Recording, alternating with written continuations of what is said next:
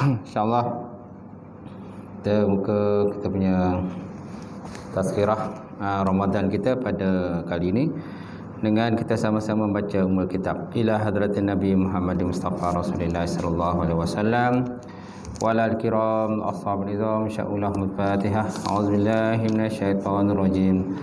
Bismillahirrahmanirrahim. Alhamdulillahirabbil alamin. Ar-Rahmanir Rahim Maliki Yaumiddin. Iyyaka na'budu wa iyyaka nasta'in. Ihdinas siratal mustaqim, siratal ladzina an'amta 'alaihim ghairil maghdubi 'alaihim waladdallin. Amin. Assalamualaikum warahmatullahi taala wabarakatuh. Alhamdulillahil wahdah. Alhamdulillahi wahdah, sadaqa wa'dah. Wa nasara 'abdah wa 'azza jundahu wa hazamal ahzaba wahdah. Asyhadu an la ilaha illallah wahdahu la syarikalah wa asyhadu anna Muhammadan abduhu wa rasuluh. Allahumma salli wa sallim ala sayyidina wa nabina wa maulana Muhammad imamil muttaqin wa qaidud mujahidin wa ala alihi wa sahbihi ajmain. Qala Allah Subhanahu wa ta'ala fil Qur'anil Karim, a'udzubillahi minasyaitonir rajim. Bismillahirrahmanirrahim. Ya ayyuhallazina amanu kutiba alaikumusiyam kama kutiba alal ladzina min qablikum la'allakum tattaqun ayyaman ma'dudat. Sadaqallahul azim. Maksudnya wahai orang-orang yang beriman, dipadukan pada kamu itu berpuasa sebagaimana dipadukan pada umat-umat yang sebelum daripada kamu. La'allakum tattaqun, mudah-mudahan kamu bertakwa kepada Allah Subhanahu wa taala. Yang semati semulakan Tuan Imam, Tuan Imam seluruhnya semulakan Tuan Bilal, seluruhnya pengurusi masjid, datang kawasan masjid, sidang jemaah muslimin muslimat, mukminin mukminat taala. Alhamdulillah kita panjatkan puji dan syukur kepada Allah taala kerana dengan limpah kurnia terhormat pada Allah kita dapat bersama untuk kita isi sedikit waktu kita sebelum kita sembahyang tarawih, iaitulah dengan program tazkirah Ramadan yang mana untuk tahun ni guru-guru takmir kena turun ke masjid-masjid dan surau-surau yang biasa diajar lah, kuliah biasa, jadi tukar dengan sesi tazkirah ataupun apa, tak kisahlah, yang penting ada program lah Ustaz untuk bulan puasa ni insya-Allah.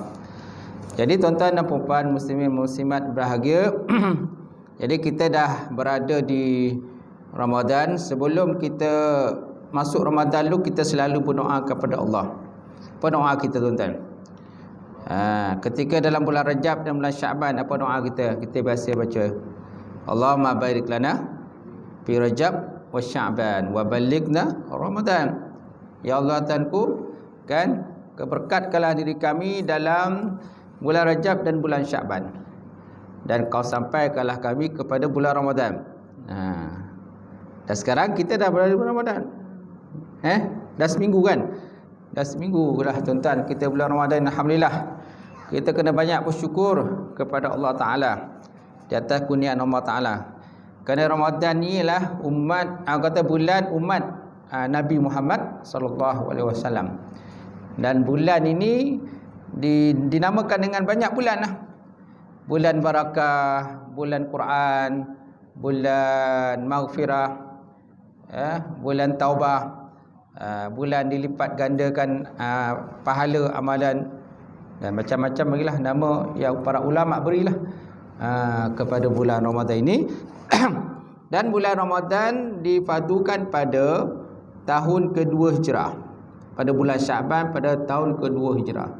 Sebelum puasa Ramadan dipadukan, Nabi Muhammad SAW ada berpuasa juga, iaitulah puasa Ashura dan puasa 3 hari dalam setiap bulan lah. Ketika Nabi Muhammad SAW berhijrah daripada Mekah ke Madinah, sampai di Madinah, Nabi tengok orang Yahudi berpuasa. Nabi tengok orang Yahudi berpuasa. Lalu Nabi pun tanya kepada orang Yahudi, apa yang kamu lakukan? Kenapa kamu berpuasa?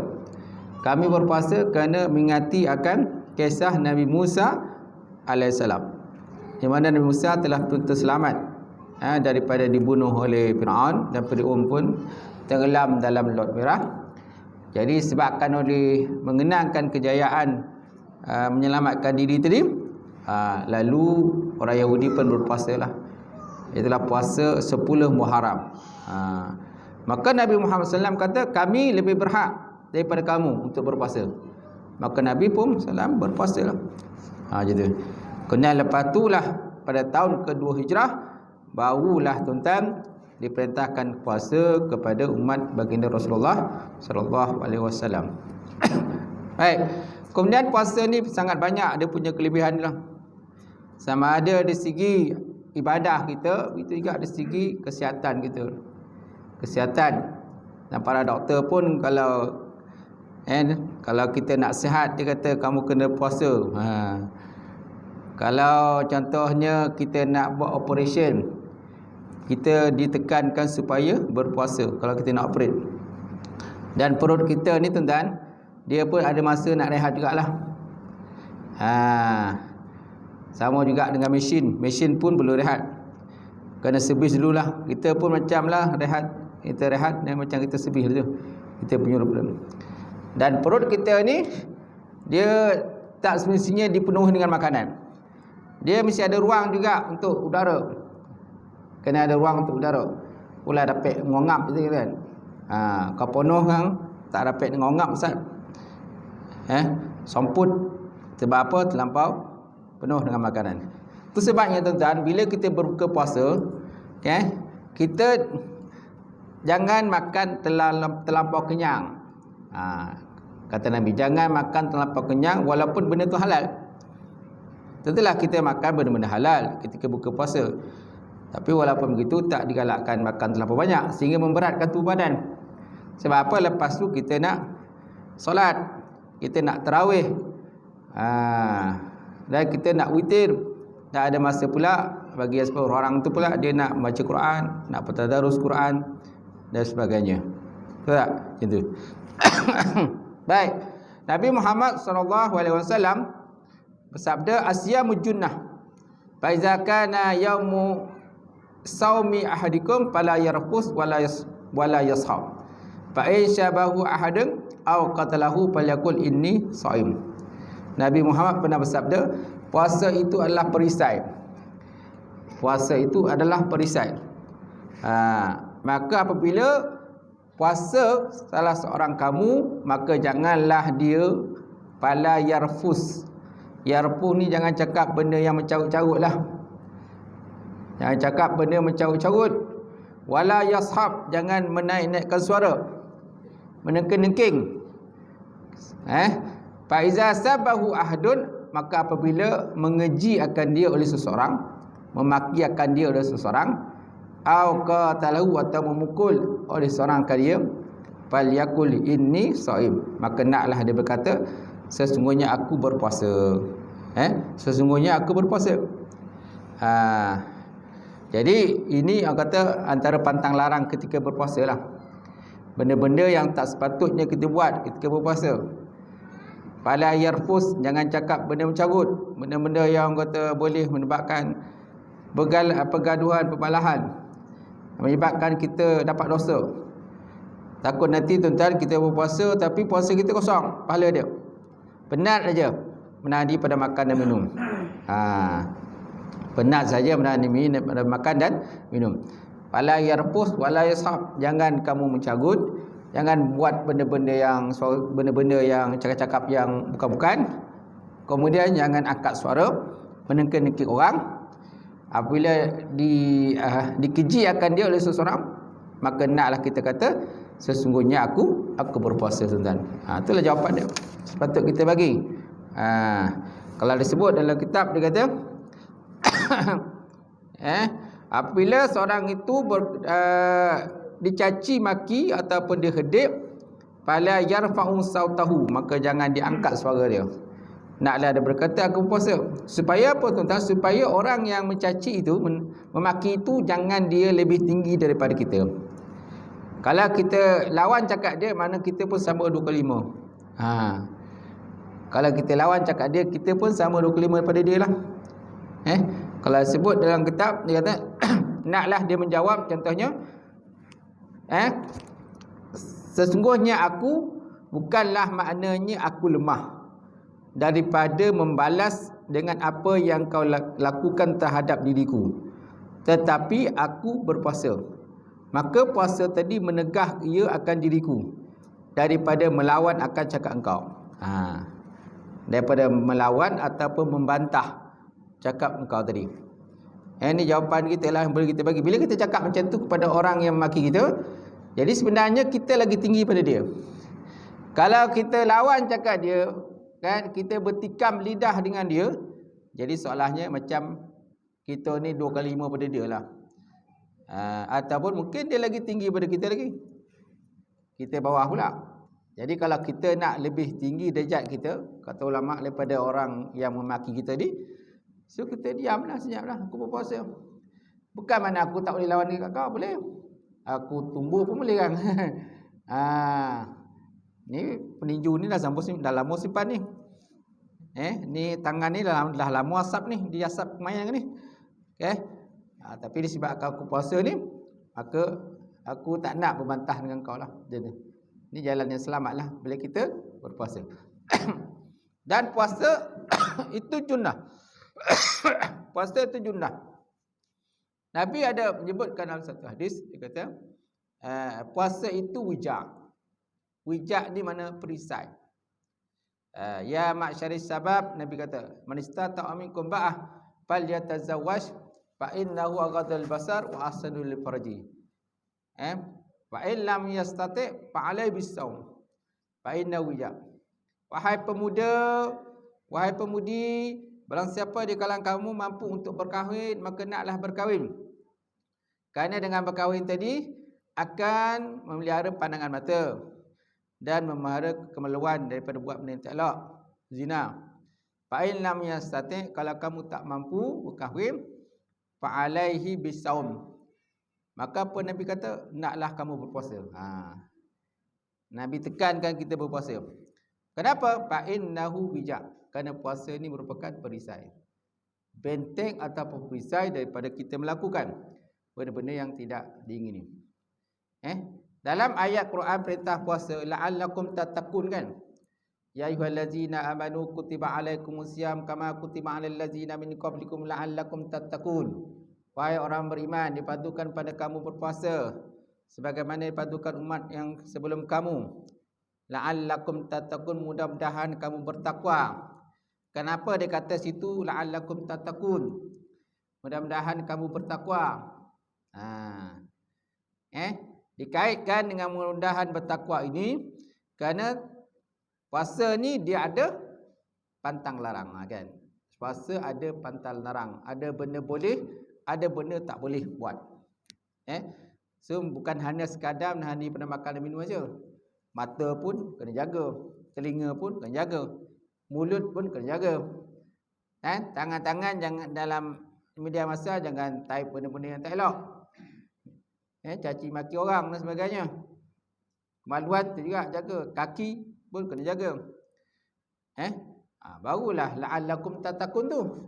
Mudah-mudahan kamu bertakwa kepada Allah Taala. Itu sebab dikaitkan la'allakum tattaqun.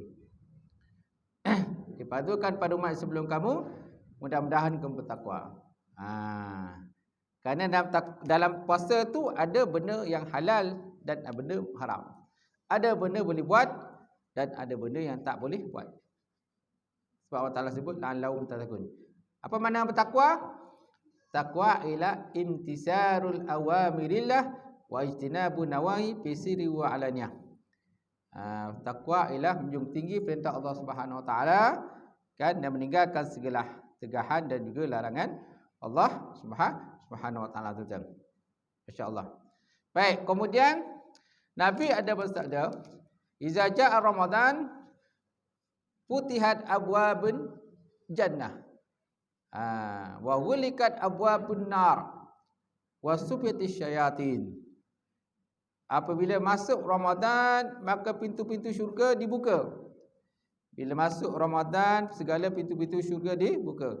Kemudian wa ghulikat abwabun niran ataupun nar, ditutup pintu-pintu neraka. Pintu-pintu neraka semua tutup. Wasufilatil ataupun wasusilatil syayatin, dan diikat segala syaitan-syaitan. Itu sebabnya tuan-tuan, bila bulan Ramadan jadi tak banyak buat orang manusia tak banyak buat benda tak elok. Banyak buat benda baik. Ada pendapat menyatakan diikat syaitan-syaitan itu ialah semua syaitan diikat. Ada pula pendapat menyatakan yang diikat tu dia punya yang ketua-ketua je, yang dogi-dogi je. Yang begar-begar diikat, yang tak begar sangat tu tak ikatlah macam tu. Ada pula menyatakan bukan syaitan diikat. Syaitan tak diikat. Cuma keburukan, kejahatan kurang. Keburukan dan kejahatan bulan Ramadan ni kurang. Sebab apa? Perut kita ni kosong. Bila perut kosong, jadi nafsu pun kurang. Bila perut penuh, nafsu banyak, kuat kan? Nafsu kuat bila perut penuh. Makanan banyak dalam perut. Macam kereta kita lah, minyak air penuh isi kan. Cuba minyak penuh isi, jauh tak jalanan jauh. Cuba minyak tak ada. Kan? Kojap kolip je tu. Dia minta suruh isi minyak. Kita pun confuse ni, gak jauh mana boleh jalan ni. Sampai kau tak sampai ni. Sampai kita nak pergi ni kan. Jadi risah tu. Silat-silat bulan kan mati tengah jalan. Mati tengah jalan kan dah satu hal pula. Nak kena keluar pada kereta pula, nak kena pergi cari pam minyak lah sebagainya. Kena lah 10 km pula. Tak parah tuan-tuan. Jadi tuan-tuan, bila makanan penuh dalam perut kita, maka dia menimbulkan nafsu untuk buat benda yang tidak elok. Macam tu. Keinginan macam-macam lah. Itu sebabnya macam orang-orang yang pegawai-pegawai yang bertugas di bahagian penguatkuasaan. Orang-orang yang bertugas di bahagian penguatkuasa, mereka digalakkan supaya banyak berpuasa. Digalakkan banyak berpuasa, tuan.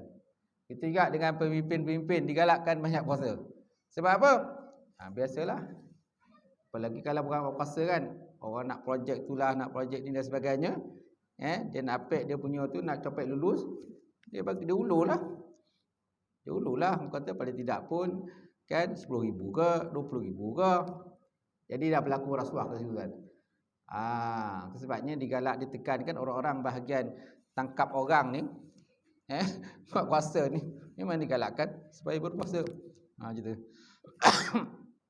Kemudian tuan, syaitan ni sebenarnya dia berjalan pada saluran darah kita. Syaitan ni bergerak bebas dalam saluran darah. Bila kita berpuasa, maka saluran darah kita sempit.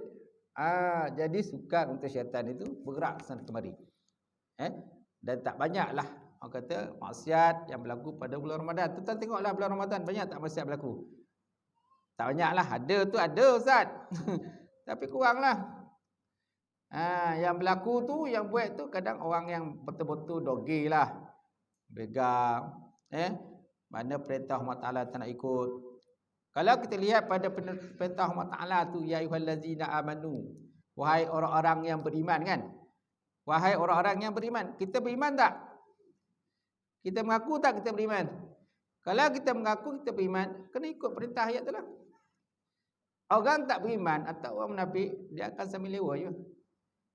Kau hati akulah, aku nak puasa ke tak puasa, lantak kau lah. Kau pun sibuk apa?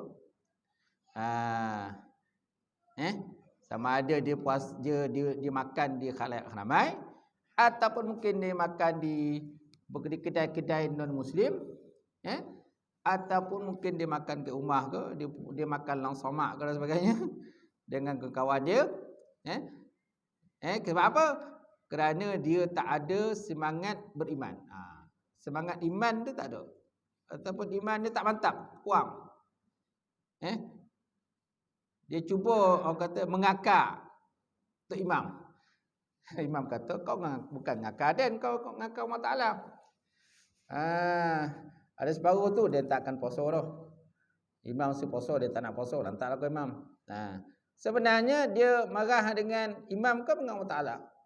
Dia marah Allah Ta'ala. Allah Ta'ala perintah buat baik, dia tak nak buat baik. Macam tu. Baik. Kemudian Nabi Muhammad pernah bersabda, tuan-tuan, man afaqa zawjaini fi sabilillah nudiya mi ababil jannah. Ya Abdullah haza khairun. Man kana min ahli salah du'iya min babis salah. Wa man kana min ahli jihad du'iya min babil jihad. Wa man kana min ahli siyam du'iya min babir rayyan. Wa man kana min ahli sadaqah du'iya min babis sadaqah. Qala Abu Bakar radhiyallahu ta'ala bi abi anta wa ummi ya Rasulullah. Ma ala man du'iya min tilkal abwab min daruratin. Fahal yud'a ahadun min tilkal abwab kulluha. Qala na'am wa arju an takuna minhum. Ada satu hadis riwayat terima daripada Abu Hurairah. Sesungguhnya Nabi SAW telah bersabda, man anfaqa zawjaini, barang siapa yang menginfakkan sepasang. Barang siapa menginfakkan sepasang fi sabilillah, pada jalan Allah Ta'ala, nudiya mim ababil jannah, maka disuruh daripada pintu syurga. Disuruh daripada pintu-pintu syurga. Lalu dikatakan kepada dia, ya Abdullah haza khairun, wahai Abdullah, inilah dia kebaikan. Faman kana min ahli salah, maka barang siapa adalah ia daripada ahli semayang, du'iya min babis salah, maka disuruh daripada pintu semayang. Wa man kana min ahli jihad, maka barang siapa yang termasuk dalam kumpulan orang suka berjihad, du'iya min babi jihad, maka disuruh daripada pintu jihad. Wa man kana min ahli siyam, maka barang siapa yang adalah dia daripada golongan orang puasa, du'iya min babir rayyan, maka disuruh daripada pintu ar-rayyan. Disuruh daripada pintu ar-rayyan. Wa man kana min ahli sadaqah, maka barang siapa yang adalah dia daripada golongan ahli sedekah, du'iya min babis sedekah, maka disuruh daripada pintu sedekah. Qala Abu Bakar, maka berkata Abu Bakar As-Siddiq, bi abi anta wa ummi ya Rasulullah, ma ala man du'iya min tilkal abwab min daruratin. Dengan bapaku dan ibuku ya Rasulullah, kan, kesulitan apa yang perlu dirisaukan untuk orang-orang yang masuk daripada segala pintu-pintu syurga. Fahal yud'a ahadun min tilkal abwab bikulliha, maka adakah akan ada orang yang disuruh daripada setiap pintu-pintu syurga? Ada tak nanti orang yang akan disuruh daripada semua pintu syurga? Qala, maka Nabi berkata, na'am, ada. Wa arjuna an takuna minhum, dan aku harap aku termasuk daripada kumpulan mereka itu. Dia hadis ni tuan-tuan nak sebut pada kita ada beberapa perkara lah. Pertama, barang siapa yang infakkan sepasang. Maksud sepasang ini, contohnya orang menginfakkan dirham dan juga dinar kepada jalan Allah Ta'ala. Ataupun orang menginfakkan dirham dengan mata benda dunia. Ataupun orang menginfakkan kuda dengan unta pada jalan Allah Ta'ala. Ataupun orang menginfakkan makanan dan juga minuman pada jalan Allah Ta'ala. Ataupun orang menginfakkan pakaian dan juga makanan pada jalan Allah Ta'ala, ataupun yang serupa-serupa demikianlah. Jadi barang siapa menginfakkan sepasang pada jalan Allah Ta'ala, maka akan disuruh daripada pintu-pintu syurga. Pintu syurga ada berapa? 8. Pintu syurga 8. Maka dia akan disuruh daripada setiap pintu. Daripada setiap pintu akan disuruh nama dia. Contohnya Imam Faizal kata. Itu pintu syurga yang pertama. Pintu syurga kedua pula, oi Imam Faizal sini hang. Pintu yang ketiga macam tu juga. Semua akan disuruh. Macam tu. Kemudian barang siapa yang adalah dia ahli solat, maka disuruh daripada pintu solat. Masuk ahli solat ni, dia rajin buat solat.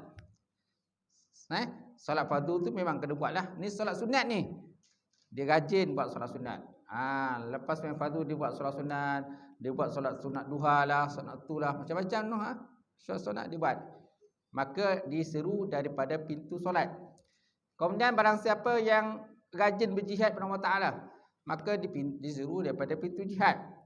Barang siapa yang rajin puasa, maka disuruh daripada pintu ar-rayyan. Apa maksud ar-rayyan? Ar-rayyan maksudnya puas. Daripada perkataan ray, dia lawan daripada dahaga. Lawan daripada dahaga. Itu sebabnya orang yang orang yang berpuasa ini sebenarnya akhirat besok dia akan dalam keadaan kenyang, dah hilang daripada dahaga. Ketika kita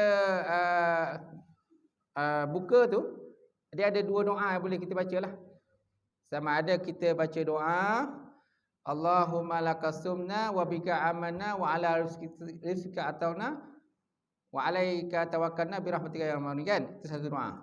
Ada satu doa lagi iaitu zahabal zama'u wa tarakal uruk sabatal ajri insyaallah taala. Telah hilanglah dahaga dan air-air telah pun masuk ke dalam urat saraf, mengalir dalam urat saraf, dan telah tetaplah pahala jika orang dikenakan Allah Ta'ala. Okey, ni ada dua hadis berkenaan dengan doa puasa ni. Satu hadis tu, doa yang biasa kita baca tu ada doa. Tadi doa tu. Allah lakasumna bika amnam man tu hadis sahih, bukan dia doa, dia bukan sahih. Yang sahih tu yang zahabaz zama'u tu sahih. Cuma persoalannya, bolehkah kita beramal dengan doa? Ustaz, boleh, tak ada masalah. Boleh asalkan bukan berkenaan dengan akidah, asalkan bukan berkenaan dengan halal haram, boleh je, tak ada masalah. Beramal dengan doa. Dan makna dia pun baik, bagus kan? Allahumma lakasumna wa bika amana wa ala rizqika aftarna bi rahmatika ya arhamar rahimin. Tak ada masalah pun kalau kita baca, tuan. Jadi tuan, orang yang banyak puasa maka disiru daripada pintu araian. Baik, kemudian orang yang sikit lagi. Kemudian barang siapa yang banyak bersedekah maka disiru daripada pintu sedekah. Kemudian Sayyidina Abu Bakar tanya pada Rasulullah, ya Rasulullah, adakah orang yang akan disiru daripada setiap pintu? Maka Nabi kata ada. Akan ada akan ada besok orang yang akan disuruh daripada semua pintu. Maka Abu Bakar kata, aku harap aku pun termasuk dalam kumpulan orang yang akan disuruh daripada setiap pintu.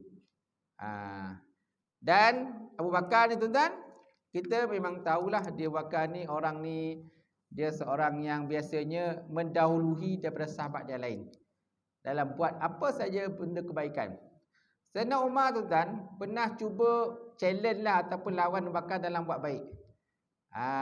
Tapi dia gagal lawan Abu Bakar.